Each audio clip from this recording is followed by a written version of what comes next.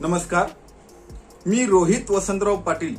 भारतीय जनता पार्टीच्या सरकारने सुरू केलेल्या योजनांच्या आणि विकास कामांच्या व्हिडिओ सिरीजमध्ये मी आपल्या सर्वांचं स्वागत करतो. महाराष्ट्राचे कार्यक्षम व लोकप्रिय उपमुख्यमंत्री आदरणीय श्री देवेंद्र फडणवीसजी व भारतीय जनता पार्टीचे प्रदेशाध्यक्ष आदरणीय श्री चंद्रशेखर बावनकुळेजी यांच्याकडून प्रेरणा घेऊन भारतीय जनता पार्टीचे प्रदेश सरचिटणीस आदरणीय श्री विक्रांत पाटीलजी व भारतीय जनता युवा मोर्चाचे महाराष्ट्राचे अध्यक्ष आदरणीय श्री राहुल लोणीकरजी यांच्या संकल्पनेतून आपण या व्हिडिओ सिरीजला सुरुवात केलेली. तर आता या व्हिडिओमध्ये आपण मच्छीमारांच्या संदर्भात आपल्या सरकारने केलेली कल्याणकारी कामगिरी या संदर्भात आपण माहिती पाहतोय. भारताला 7,500 किलोमीटरचा समुद्र किनारा लाभलेला आहे आणि या सागर किनाऱ्यावरती राहणारे लोक, सर्व मच्छीमार लोक आपल्या उपजीविकेसाठी मासेमारीच्या व्यवसायावरती अवलंबून असतात. या मच्छीमारांच्या विकासासाठी मोदीजींनी अनेक योजना आणलेल्या आहेत. आपल्या सागरमाला या किनारपट्टीवरील पायाभूत सुविधांच्या विकासाच्या भव्य प्रकल्पात त्यांनी किनारपट्टीवरती राहणाऱ्या नागरिकांसाठी अनेक सुविधांची उभारणी करण्याची योजना केली होती. त्यात प्रामुख्याने तेथील रोजगारक्षम जनतेचा कौशल्य प्रशिक्षणाचा समावेश असलेला आपल्याला पाहायला मिळतोय. तर आपण प्रधानमंत्री मत्स्य संपदा योजनेबद्दल आता माहिती पाहतोय. ही योजना अर्थमंत्री निर्मला सीतारामनजी यांनी 2019-20 सालासाठी 5 जुलै 2019 रोजी सादर केलेल्या बजेटमध्ये सादर केली.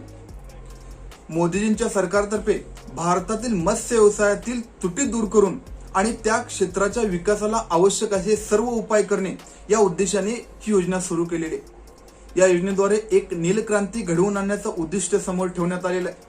यासाठी मत्स्यपालन, पशुपालन व दुग्ध व्यवसाय मंत्रालयाच्या अंतर्गत एक स्वतंत्र मत्स्य व्यवसाय खाते सुद्धा सुरू करण्यात आलेलं आहे. पावसाळ्यात सर्व ठिकाणची मासेमारी बंद असते आणि त्यामुळे मच्छीमार आर्थिक संकटात सापडतात. ही ओळखून त्या 3 महिन्यात उपजीविकेसाठी दरमहा 1,500 रुपये प्रति व्यक्ती दिले जातात. यासाठी केंद्र सरकार प्रतिवर्षी प्रति व्यक्ती 3,000 रुपये देते. यामध्ये त्या लाभार्थ्याकडून त्याचा व्यवसाय सुरू असताना 1,500 रुपये प्रतिवर्ष जमा करून घेण्यात येतात आणि त्याला पावसाळ्यात दरमहा 1,500 रुपये देण्यात येतात. आता या योजनेमध्ये नेमकं झालेलं काम आपण पाहणार आहोत. 2019 पासून जुलै 2022 पर्यंत एकूण 8,12,195 मच्छीमारांना एकूण 360 कोटी रुपयांचं अनुदान देण्यात आलेलं आहे. याशिवाय मासे विक्रीची वेगवेगळ्या बाजारातील किंमत समजण्यासाठी एक मोबाईल ऍप सुद्धा तयार करण्यात आलेला आहे. यासाठी fish market price information system तयार करण्यात आलेली आहे. याशिवाय या योजनेखाली मत्स्य व्यवसायातील आवश्यक पायाभूत सुविधा तयार करण्यासाठी भरपूर कामगिरी सुद्धा आपल्या सरकारने केलेली आहे. या योजनेत इन्फ्रा प्रोजेक्टसाठी मच्छीमार सोसायट्यांकडून व राज्य सरकारकडून 110 प्रस्ताव आले होते. या प्रकल्पांची छाननी करून त्यांना 5,295 कोटी रुपयांचं अर्थसहाय्य मंजूर करण्यात आलेलं आहे. तर अशा प्रकारे प्रधानमंत्री मत्स्य संपदा योजनेमध्ये आपल्या सरकारने अशी मजबूत कामगिरी पार पाडलेली आहे. आता आपण राष्ट्रीय पशुधन मिशन संदर्भात माहिती पाहणार आहोत. मोदीजींच्या सरकारने ही योजना 2014-15 साली सुरू केली. पशुधन व्यवसायाचा शाश्वत विकास करणे हे त्याचे ध्येय होते. या मिशनमध्ये पोल्ट्री ब्रीडच्या विकासाचा कार्यक्रम, पशुखाद्य आणि पशुआहार यांच्या विकासाचा कार्यक्रम, पशुधन विमा या विषयावरती संशोधन असे अनेक कार्यक्रम यामध्ये सामील असलेले आपल्याला पाहायला मिळत आहेत. या अंतर्गत उद्योजकता विकास आणि रोजगार निर्मिती या एका कार्यक्रमाला नाबार्ड या बँकेमार्फत अनुदान दिले जाते. यामध्ये पोल्ट्री उद्योगासाठी व्हेंचर कॅपिटल फंड, सस्यपालन उद्योगाच्या सर्वांगीण विकासासाठी निधी असेल, वराह उद्योगासाठी निधी असेल, रेडे पालन करण्यासाठी विशेष निधी असेल, पशु मैल्याच्या व्यवस्थापनासाठी निधी असेल, पशु आहार व चारा यासाठी गोडाऊन बांधणे या कामासाठी केंद्र सरकारकडून अनुदान दिले जाते. या क्षेत्राची रोजगार निर्मिती करण्याची क्षमता लक्षात घेऊन मोदीजींचे सरकार या मिशनवरती दरवर्षी वाढता खर्च करत आहे. आर्थिक वर्ष 2021-22 या वर्षासाठी या मिशनला 350 कोटी रुपयांची तरतूद करण्यात आली होती. सन 2022-23च्या बजेटमध्ये ही तरतूद वाढवून 410 कोटी रुपये करण्यात आली. तर अशा प्रकारे राष्ट्रीय पशुधन विकासच्या माध्यमातून आपल्या सरकारने भरीव कामगिरी केलेली आहे. यानंतर आपण छोटे व्यापारी आणि पथारीवाल्यांचा विकास या संदर्भात माहिती पाहणार आहोत. आपल्या देशात मोठ्या प्रमाणावरती रोजगार हे स्वयंरोजगार प्रकारातील आहेत. विशेषतः कमी शिक्षण झालेले व नोकरीसाठी योग्य नसलेले नागरिक स्वतःचा छोटा उद्योग व्यवसाय करूनच आपलं चरितार्थ चालवत असतात। यामध्ये भाजी विक्रेते, फळ विक्रेते, खाद्यपदार्थ विक्रेते हे शहरी भागात हातगाडी किंवा पथारीवरती वस्तू विक्री करतात।